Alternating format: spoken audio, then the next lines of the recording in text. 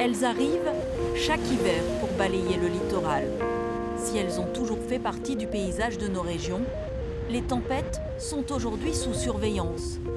Depuis Xynthia, quand la France a compris qu'une digue pouvait céder. 10 ans après, quel changement pour protéger nos côtes.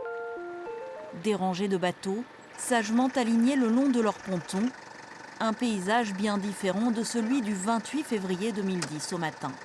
Le soir de Xynthia, la marée était de 102, coefficient de 102. Donc les pontons sont déjà montés très haut. Et avec la surcote de Xynthia, en fait, les pontons sont passés par-dessus.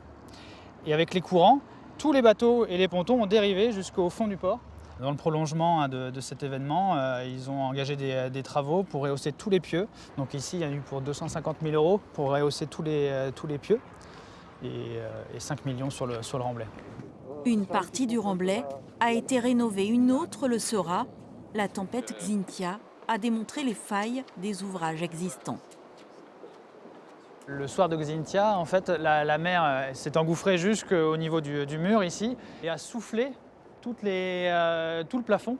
Ce qui a été fait depuis, en fait, il y a un monobloc de béton, c'est-à-dire il y a du béton qui a été recoulé sur cette partie-là. C'est plus seulement des poutrelles avec de l'enrobé, c'est vraiment des plaques de béton qui résistent beaucoup plus à la force de la mer lorsqu'elle vient se projeter. Depuis Xynthia, la protection des côtes est passée de l'État aux intercommunalités qui financent désormais une grande partie des travaux nécessaires. Sur les 5 millions d'euros de travaux prévus dans le programme d'action et de prévention contre les inondations, il en restera environ 30 à 40% à la charge des contribuables sablais. Entre la mer et le Marais breton, la commune des Moutiers-en-Ré. Pendant Xynthia, 250 maisons ont été inondées et 2 personnes sont mortes, noyées dans une caravane. Dorénavant, la ville possède une triple défense, des brise-lames en mer, une nouvelle digue et un muret fermé par avis de gros temps. Alors avant Xynthia, il y avait un mur ici, mais qui était 50 cm moins haut.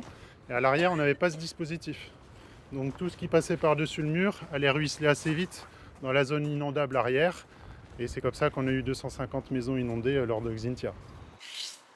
La dernière tempête, rien du tout. Rien du tout, même sur le front de mer, sur la promenade, habituellement vous êtes submergé par les vagues.